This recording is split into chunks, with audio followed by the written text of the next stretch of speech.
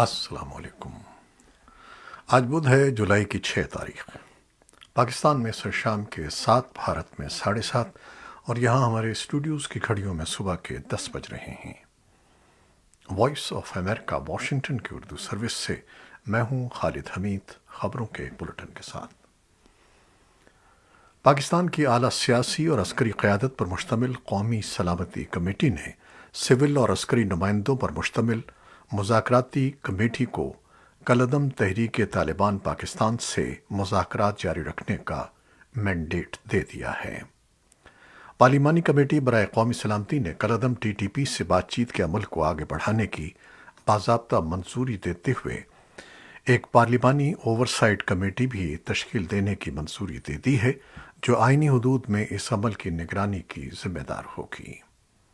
وزیر اعظم شہباز شریف کی صدارت میں منگل کو قومی سلامتی کمیٹی کا اجلاس پارلیمنٹ ہاؤس اسلام آباد میں ہوا، جس میں مسلح افواج اور خفیہ اداروں کے سربراہان، D G I S I سمیت سیاسی جماعتوں کے سربراہان، وفاقی وزراء سمیت اعلیٰ ترین سول اور سیاسی قیادت نے شرکت کی۔ اجلاس میں پاکستانی فوج کے حساس ادارے آئی ایس آئی کے سربراہ لیفٹیننٹ جنرل ندیم انجم اور corps commander Peshawar lieutenant general Faiz Hameed کی طرف سے شرکاء کو مذاکراتی عمل کے بارے میں مکمل بریفنگ دی گئی۔ لیفٹیننٹ جنرل فیض حمید حالیہ دنوں میں کالعدم تحریک طالبان کے ساتھ براہ راست مذاکرات کے عمل میں شامل رہے ہیں۔ سندھ اسمبلی میں اپوزیشن لیڈر حلیم عادل شیخ کو لاہور میں گرفتار کر لیا گیا ہے۔ سندھ حکومت کے ترجمان اور ایڈمنسٹریٹر کراچی مرتضی وہاب کا کہنا ہے کہ حلیم عادل شیخ نے جام شوروں میں زمین پر قبضہ کیا تھا۔ ان کی گرفتاری قانون کے مطابق ہوئی ہے۔ ان کا کہنا تھا کہ اینٹی کرپشن ڈپارٹمنٹ نے کارروائی کی ہے اور ان کو گرفتار کیا ہے، جبکہ انہیں عدالت میں پیش کیا جائے گا۔ پولیس یا دیگر سیکیورٹی اداروں نے حلیم عادل شیخ کی گرفتاری اب تک ظاہر نہیں کی ہے اور نہ ہی انہیں حراست میں لینے کی وجوہات سامنے آ سکی ہیں۔ حلیم عادل شیخ کی صاحبزادی عائشہ حلیم نے ایک ویڈیو پیغام میں کہا کہ ان کے والد کو تقریباً 8 سے 9 نامعلوم افراد ہوٹل سے اٹھا کر لے گئے، جن کے پاس گرفتاری کے کوئی احکامات نہیں تھے۔ اب تک یہ معلوم نہیں کہ ان کے والد کہاں ہیں۔ پاکستان تحریک انصاف نے حلیم عادل شیخ کو حراست میں لیے جانے کی شدید مذمت کی ہے اور اسے اغوا قرار دیا ہے۔ اسلام آباد ہائی کورٹ نے اینکر پرسن اور یوٹیوبر صحافی عمران ریاض خان کی گرفتاری کے خلاف درخواست پر سماعت کے بعد انہیں لاہور ہائی کورٹ سے رجوع کرنے کا حکم دیا ہے۔ اسلام آباد ہائی کورٹ کے چیف جسٹس اطہر بن اللہ نے بدھ کو عمران ریاض کی درخواست پر سماعت کرتے ہوئے کہا کہ ہر عدالت کا اپنا دائرۂ اختیار ہے، لاہور ہائی کورٹ اس معاملے کو دیکھ سکتی ہے۔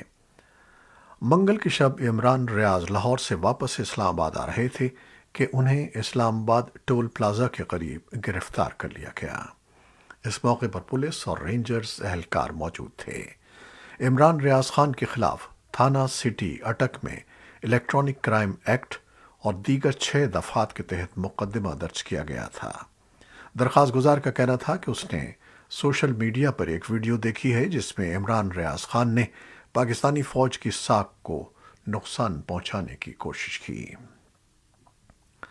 پشاور کے کینٹ ریلوے اسٹیشن کے احاطے میں تشدد کے بعد کمسن ماہنور کے قتل کے واقعے پر سول سوسائٹی تنظیموں سے منسلک افراد سراپا احتجاج ہیں اور وہ اس واقعے میں ملوث افراد کو جلد از جلد گرفتار اور انہیں قرار واقعی سزا دینے کا مطالبہ کر رہے ہیں۔ قتل کی جانے والی طالبہ کا والد بے روزگار ہے اور وہ بیوی بچوں سمیت ریلوے میں ملازم بھائی کے گھر پر رہائش پذیر ہے۔ نذیر احمد کا کہنا ہے کہ ان کی کسی کے ساتھ کوئی دشمنی نہیں ہے اور وہ حکومت سے انصاف کے طلبگار ہیں۔ پشاور پولیس کے سربراہ کے دفتر سے جاری کردہ اعداد و شمار کے مطابق پچھلے 2 سالوں سے بچوں کے خلاف تشدد کے واقعات میں اضافہ دیکھنے میں آ رہا ہے۔ صوبائی حکومت نے بچوں کے خلاف تشدد کے واقعات کی روک تھام کے لیے چند مہینے قبل بچوں کے حقوق سے متعلق قانون میں ترامیم بھی کی ہیں۔ افغانستان میں طالبان حکومت کے ایک سینئر اہلکار نے امریکہ اور دیگر مغربی ملکوں سے مطالبہ کیا ہے کہ وہ ملک کو دی جانے والی امداد پر سیاست نہ کریں اور منجمد اثاثوں پر پابندی ختم کر دیں۔ طالبان کی زیر قیادت عبوری حکومت کے ڈیزاسٹر مینجمنٹ اور انسانی امور کے قائم مقام وزیر مملکت غلام غوث ناصری کہتے ہیں کہ گزشتہ سال افغان حکومت کے تبدیلی کے بعد مغرب نے تمام انسانی امداد بند کر دی۔ انہوں نے نہ صرف انسانی امداد پر سیاست کی بلکہ افغان عوام کے 9 بلین امریکی ڈالرز بھی زبردستی منجمد کر دیے۔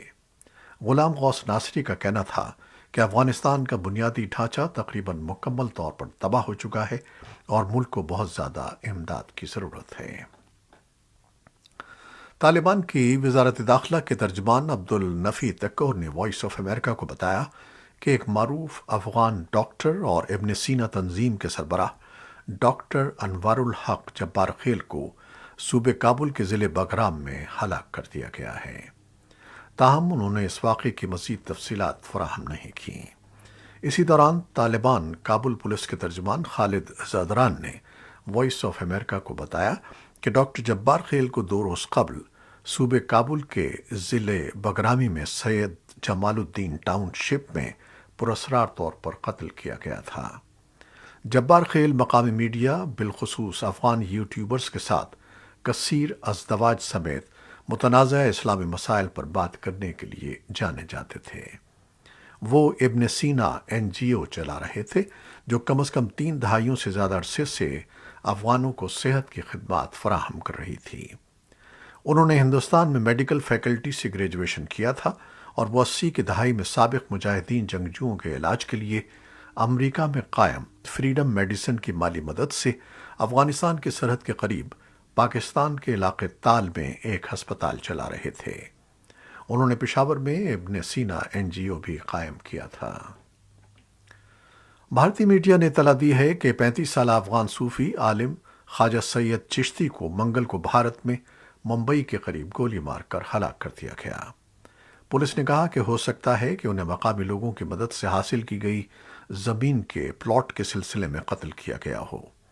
رپورٹ میں کہا گیا ہے کہ ان کا ڈرائیور مشتبہ ہے۔ سوشل میڈیا کمپنی ٹویٹر نے بھارتی حکومت کی جانب سے مواد کو ہٹانے کے احکامات کے خلاف مقدمہ دائر کیا ہے۔ یہ کیس منگل کو بنگلورو میں کرناٹک ہائی کورٹ میں دائر کیا گیا۔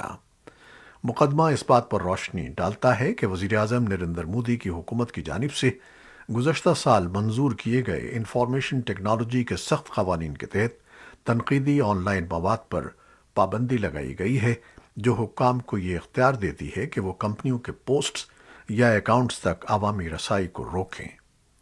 نئی دہلی میں انٹرنیٹ فریڈم فاؤنڈیشن کے پالیسی ڈائریکٹر پرتیک واگھرے نے کہا کہ ٹویٹر کا مقدمہ اہم ہے کیونکہ اس میں ہندوستان میں اظہار رائے کی آزادی، خاص طور پر آن لائن آزادی کے لیے اہم مثال قائم کرنے کی صلاحیت ہے۔ واگھرے نے وائس آف امریکہ کو بتایا کہ IT کے نئے قوانین کے ساتھ بہت سی کمپنیوں پر تعمیل کا بوجھ بڑھتا جا رہا ہے، اس لیے ان میں سے کسی ایک کو مخالفانہ پوزیشن لینا تھی۔ جنوری سے جون 2021 تک ٹویٹر کی طرف سے دائر کی گئی شفافیت کی رپورٹ کے مطابق ہندوستان ان 5 سر فہرست ملکوں میں شامل ہے جنہوں نے مواد کو ہٹانے کا مطالبہ کیا تھا۔ دوسرے ملکوں میں جاپان، روس، ترکی اور جنوبی کوریا تھے۔ واشنگٹن میں قائم ایک تحقیقی تنظیم فریڈم ہاؤس کی نیٹ پر آزادی کے بارے میں سن 2021 کی ملکی رپورٹ کے مطابق بھارت میں انٹرنیٹ کی آزادی مسلسل چوتھے سال کمزور رہی۔ اس میں کہا گیا ہے کہ ہندوستان کے نئے قانون نے بڑی سوشل میڈیا کمپنیوں پر آن لائن مواد کو مزید معتدل کرنے، اینڈ ٹو اینڈ انکرپشن کو کمزور کرنے اور ذاتی ڈیٹا کو برقرار رکھنے کے لیے وسیع ذمہ داریاں عائد کی ہیں۔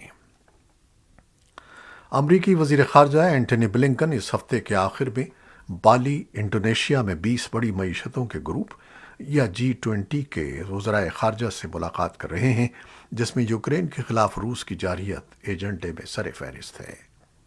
بلنکن آج بدھ کو وزارتی سطح کے اجلاس کے لیے روانہ ہو رہے ہیں، جہاں وہ چینی وزیر خارجہ وانگ یی کے ساتھ دو طرفہ ملاقاتوں میں شرکت کریں گے۔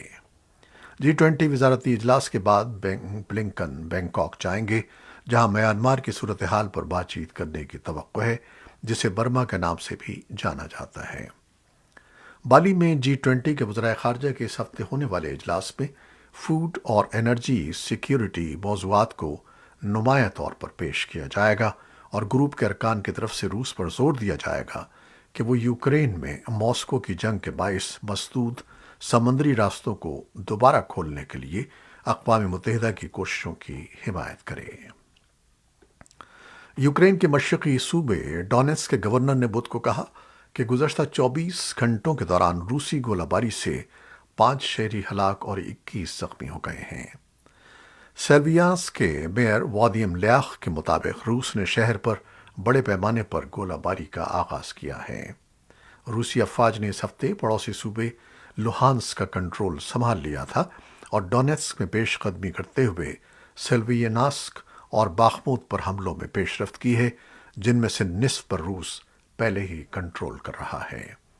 یوکرین نے کہا ہے کہ شہر کے جنوب میں روسی افواج 2 مزید قصبوں کی طرف بڑھنے کی کوشش کر رہی ہیں اور کراماتورسک کے قریب علاقوں میں گولہ باری کی گئی ہے۔ روس جنگ کے شروع میں یوکرین کے صدر ولادیمیر زیلنسکی کی حکومت کو گرانے یا دارالحکومت کیف پر قبضہ کرنے میں ناکام رہا، لیکن اس کے بعد سے اس نے مشرقی صنعتی ڈونباس کے علاقے پر قبضہ کرنے پر توجہ مرکوز کی ہے، جس میں لوہانس اور ڈونیٹسک شامل ہیں۔ ترکی کے صدر رجب طیب اردوان نے منگل کو کہا کہ وہ روس اور یوکرین کے ساتھ بات چیت میں تیزی لانے کا ارادہ رکھتے ہیں اور انہیں اقوام متحدہ کے یوکرینی اناج کو عالمی منڈیوں میں برآمد کرنے کے منصوبے پر کسی معاہدے تک پہنچنے کی امید ہے۔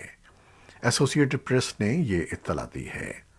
ترکی اقوام متحدہ، یوکرین اور روس کے ساتھ مل کر ایک ایسے منصوبے پر کام کر رہا ہے جسے یوکرین کے لاکھوں ٹن اناج کو بحیرہ اسود میں محفوظ راہداریوں کے ذریعے بھیجا جائے گا۔